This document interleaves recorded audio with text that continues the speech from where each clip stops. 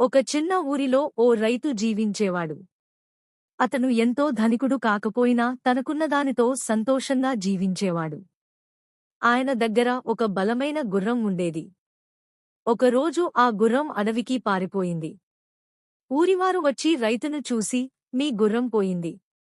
నిజంగా దురదృష్టం అని అన్నారు.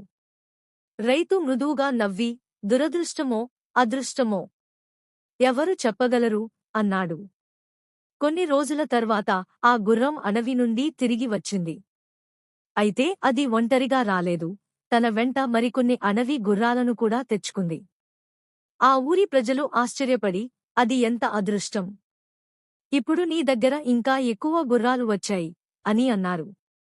రైతు మళ్ళీ నవ్వి, అదృష్టమో దురదృష్టమో ఎవరు చెప్పగలరు అని అన్నాడు.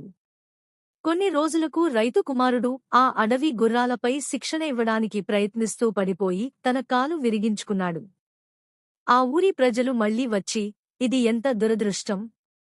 నీ కొడుకు గాయపడిపోయాడు అని విచారించారు. రైతు మళ్లీ చెప్పాడు, దురదృష్టమో అదృష్టమో ఎవరు చెప్పగలరు? కొద్ది రోజుల తరువాత రాజ్యం యుద్ధంలో పాల్గొనే యువకులను ఆర్మీకి తీసుకెళ్ళింది. గ్రామంలోని ప్రతి యువకుడిని తీసుకెళ్లగా రైతు కుమారుడు కాలు విరిగినందున ఇంట్లోనే ఉండిపోయాడు. ఆ ఊరి ప్రజలు మళ్లీ వచ్చి, నీ కొడుకు గాయపడడం నిజంగా అదృష్టమయ్యింది అని అన్నారు.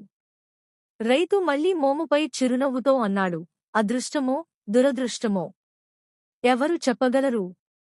నీతి: జీవితంలో ఏ సంఘటన జరిగినా వెంటనే దానికి తీర్పు చెప్పకూడదు. కొంత సమయం గడిచే వరకు ఏది మంచి, ఏది చెడు అని ఎవరు చెప్పలేరు.